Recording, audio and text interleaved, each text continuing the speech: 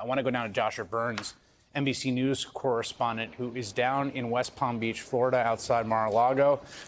Dasha, is the former president there right now, and is the plan to travel to New York? Yeah, Chris, we believe he is there in Mar-a-Lago right now. We haven't yet seen any movement here. And yeah, when this arraignment comes, which NBC hears from at least two sources that this is going to come next week, early next week, we will see him travel, presumably from Mar-a-Lago to LaGuardia or JFK or Newark, and then to the courthouse there in New York City. And, you know, Chris, we are a TV network here, so you can imagine, you know, we're having this historic moment right now.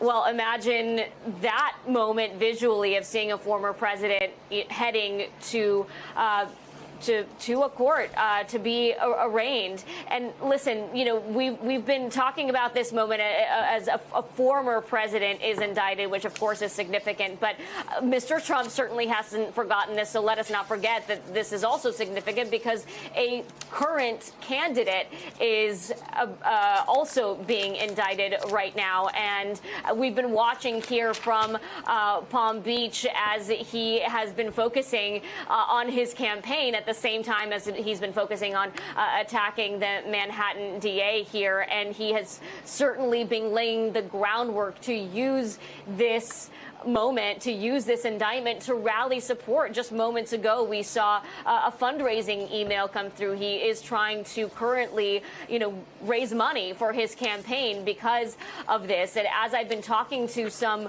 Republican voters, Chris, it seems to be working. There are people I've been talking to, voters in Pennsylvania, for example, that are telling me that they are coming to the former president's defense right now. They do feel like this is unfair. The same voters, by the way, that just a few months ago also told me that they were sick and tired of some of the drama that he brought to the table. So it's interesting to see the push and pull, you know, as he comes out there, as he starts to bring back some of that rhetoric. He does tend to reel back in some of the voters that even, you know, tend to say, this has gotten to be too much.